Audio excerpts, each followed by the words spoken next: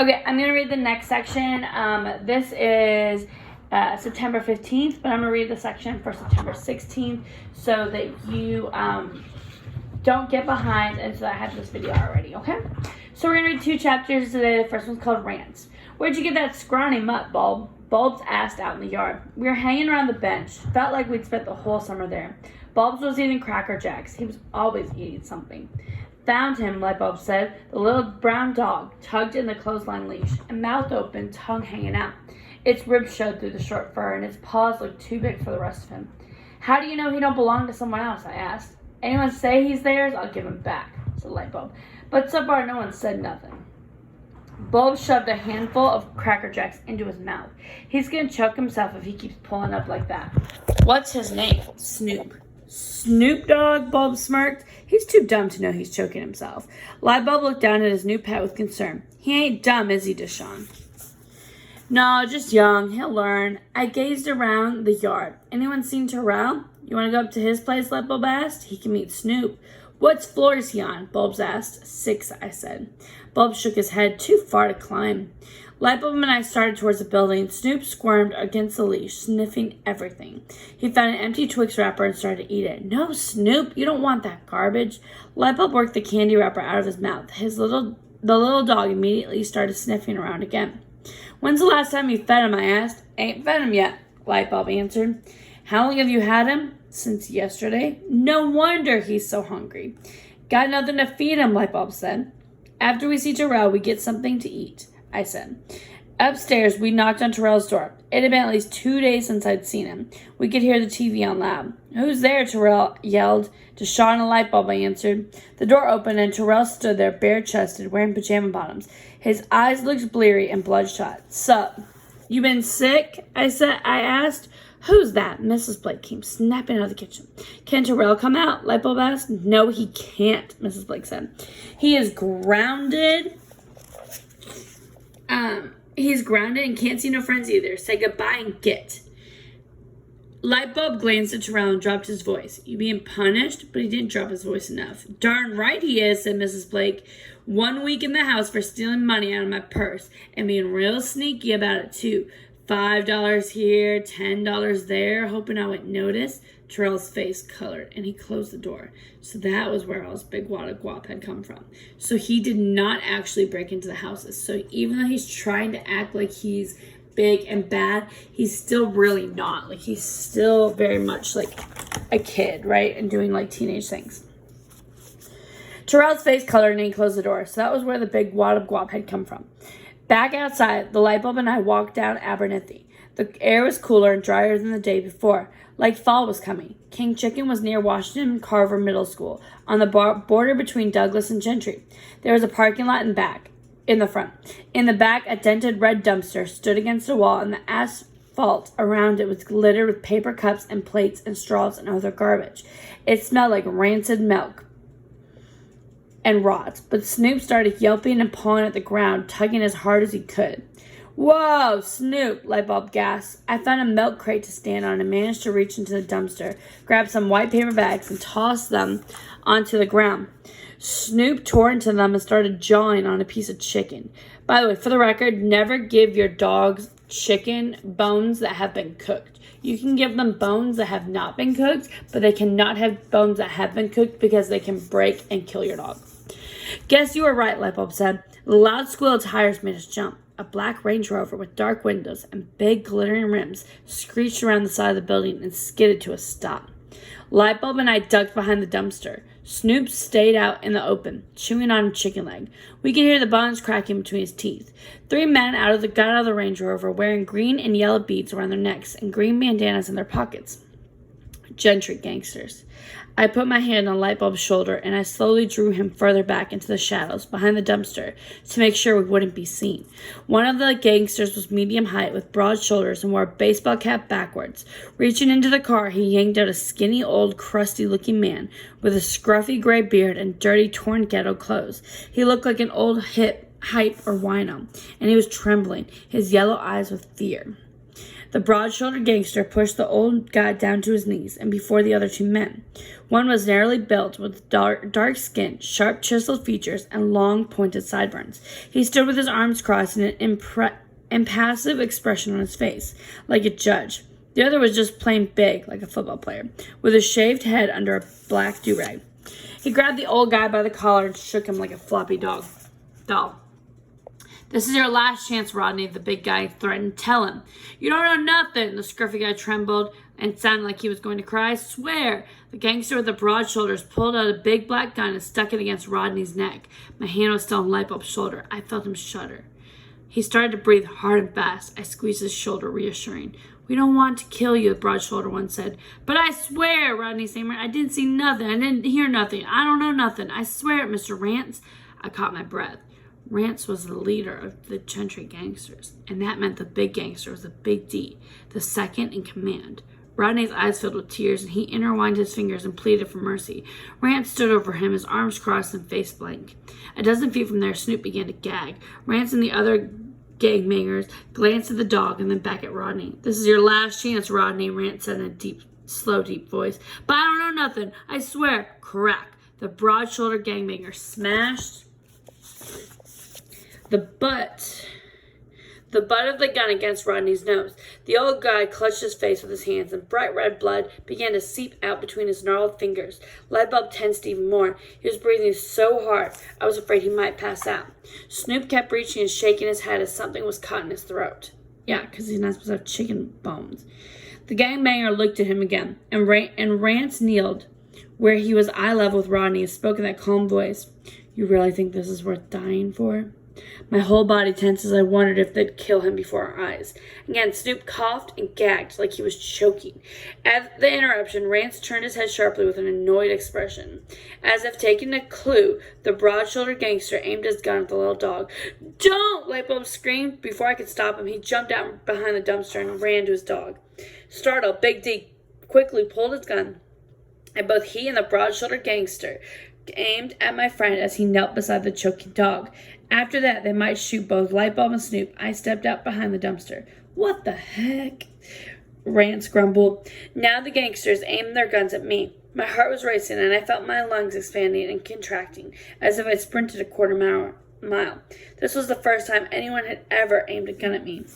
The merest movement of a finger could send pieces of lead ripping through my flesh. Slowly raising my hands to shoulder height, my eyes met Rance's. "Anyone else back there?" he asked, almost amused. I tried to sound calm. "No, sir. Please don't aim those guns at us. We ain't done nothing." But the gun stayed at Lightbulb and me, as if the gangbangers knew from experience that this was what Rance expected. "What are you kids doing back here?" Rance said. "I just getting my dog some food," Lightbulb sputtered, hugging Snoop and trembling from head to toe. "Please don't hurt us, please." Rance's gaze turned to me. He had a black tear tattoos beside both eyes. Snoop retched loudly and coughed up some chewed chicken and bones. The little dog began whimpering. "Get lost," Rance said. Lightbulb picked up Snoop and we all ran the way home. Next chapter, Hero. It was the evening before school was supposed to start. Terrell's punishment for stealing was over, and he and I were in his room playing Grand Theft Auto on his Xbox. "Terrell!" Mrs. Blake suddenly screamed. We raced to the living room. Laquita was flat on her back on the floor. Her eyes had rolled up into her head. Only the whites showed. Terrell's mama was straddling her, slapping her face, crying. "Come on, baby, wake up, wake up." And she saw us yelling, "Call 911. Terrell ran to the kitchen. Mrs. Blake kept slapping Laquita. White foam trickled from the corner of her mouth. When Terrell came back, his mama said, "Go downstairs and wait for the ambulance. As soon as it gets here, bring the men up." Terrell and I went down to the yard. It felt like a long time passed before we could hear the sirens. After a while, a boxy red and white ambulance pulled up to the curb with its lights flashing. 2 men inside took their time getting out. One was white and the other was black. They looked around warily, as if this project was the last place in the world they wanted to be. "Come on," Terrell anxiously pointed at the back of the building. "My cousin's out cold. We don't know if she's OD'd or passed out or what. She drink, take drugs?" As the black ambulance man. "Both. Better get the stretcher," white man said. They went around and opened the back door, still taking their sweet time. The black ambulance man started to wheel the stretcher towards the building while his partner stayed behind with the truck. Maybe you both better come, I said. Could take two to carry her down. Or maybe you got friends in there waiting to jump us, said the white one. Or we'll be back there and the ambulance will get ransacked for drugs and needles. So I'll stay here and keep an eye on the truck. There was no use arguing. Terrell and I followed the black ambulance man wheeling the stretcher towards the building. He kept looking around as if to expect to get at any second to get jumped. We went to the lobby and he pushed the stretcher towards the elevators. The elevator's broken, Terrell said as he pointed to the stairwell. We gotta walk up. The ambulance man hesitated. How far? 6th floor. The man shook his head. You'll have to bring her down. You crazy? Terrell began to bluster, and I grabbed his arm to stop him. How? Make a sling with a blanket, he said. 4 of you can do it if each one of you holds a corner. Won't take long. Halfway up the stairs, Terrell started gasping, and I had to stop to use this inhaler. By the time we got to the apartment, LaRue and Marcus were there. They'd moved Laquita to the couch, but she was still limp. More foamy spit dripped from the corner of her mouth. Mrs. Blake carefully dabbed it with a towel. Where are the ambulance men? Marcus asked. When I climbed up the stairs, I said and told him about the sling. Marcus cursed and told Mrs. Blake to find a blanket. When we moved to Laquita, her arms and legs flopped every which way, and her head rolled loosely. Marcus, LaRue, Terrell, and I each picked up a corner. With the 4 of us lifting her, we went into the hall and started down the stairs. Marcus and LaRue went first because they were taller and stronger. Even then, Terrell and I struggled to hold up our end. Mrs. Blake yelled at us each time we let Laquita bump against a step. Pop, pop, pop.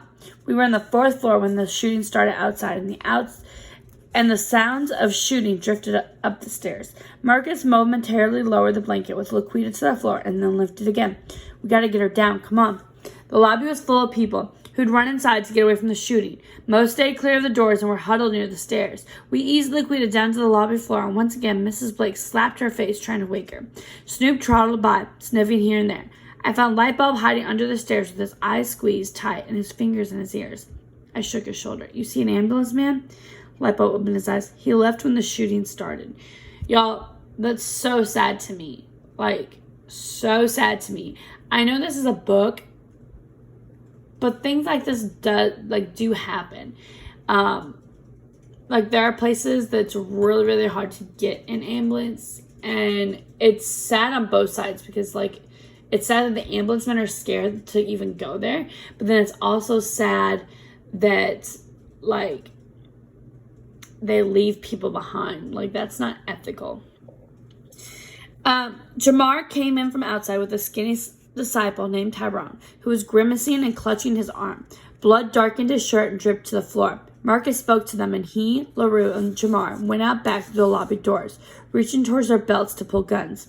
Come on, Terrell whispered. He wanted to follow them. I don't know why I went. It was stupid, but in the excitement I wanted to see. Yeah,